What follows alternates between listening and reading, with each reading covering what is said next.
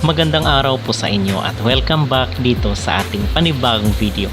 At mga kapolitika, inyo pong nakita itong promotional video na pinost ni Emma Tiglao dito sa kanyang Facebook page, na kung saan ay kuha pa mismo itong videong ito dito sa Thailand dahil nalalapit na nga po itong Miss Grand International 2025 na ganapin sa nasabing bansa, and ngayon ay puspusan na yung promotion ng nasabing beauty contest. Ito yung ating pag-uusapan dahil makakasama po ni Emma Tiglao itong may-ari or CEO na si Nawat Itsara Grisel dito sa kailang arrival dinner, dahil isa po si Emma Tiglao, and in fact ay siya ngayon ang top spot dito sa botohan sa social media. Pero bago ang lahat ay huwag kalimutang mag-like at mag-subscribe na rin kayo para updated kayo sa ating mga latest issue.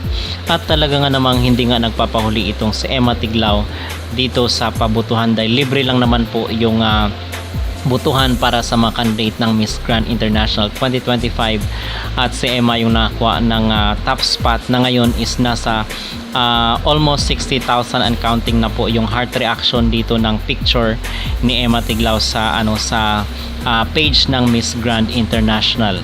So aside dito kay Mr. Nawat na makakasama niya sa dinner, kasi yung top 10 daw is kukunin para sa dinner, kasama rin itong si CJ Opiasa na Miss Grand 2024. So sabi dito ng Miss Grand, it's time to vote for the top 10 pre-arrival. The 10 delegates with the highest votes will earn a special privilege, an exclusive dinner with Mr. Nawat and Queen CJ before anyone else. So dalawang platform po yung pagbubutuhan mga kapolitika, sa Facebook at sa Instagram. So sabi dito ay two voting platforms. Facebook, Miss Grand International page. Only votes from followers will be counted. 1 heart, 5 points. So yung isang heart is libre naman yun. Pwedeng i-heart lang natin mga kapolitika, at the same time i-follow rin natin yung page ng Miss Grand dahil maka-count lang po yung boto pag naka-follow ka doon sa page. Tapos sa Instagram naman is ganun rin po, heart reaction is equals to 3 points and then share is 5 points. Pero yung stricto po sila kasi bawal gumamit ng chatbot, kasi pag mahuli ay automatically ma-disqualified yung contestant. So bawal gumamit ng artificial intelligence ito para sa mga heart reaction dahil mahuli po ng Technical Committee ng Miss Grand International.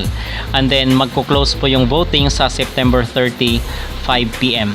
So yun po ang pinaka-latest na update ngayon dito sa Miss Grand International, at masasabi ko mga kapolitika, base dito sa promotional video at mga nakikita na sasagap natin sa social media, ay malakas ang ating kutob na baka mag back to back talaga ang Pilipinas.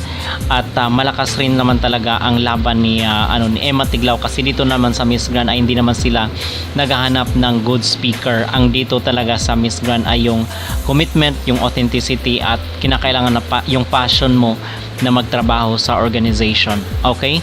So yun mga kapolitika, ang ating pinakasariwang update dito sa nagaganap na botohan sa Miss Grand International, at the same time yung opportunity ni Emma na maka-dinner itong sinawat, at the same time itong si CJ Opiasa.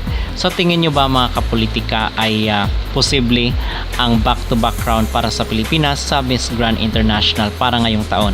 Mag-comment sa ibaba at huwag kalimutang mag-like at mag-subscribe na rin kayo para updated kayo sa ating mga latest issue.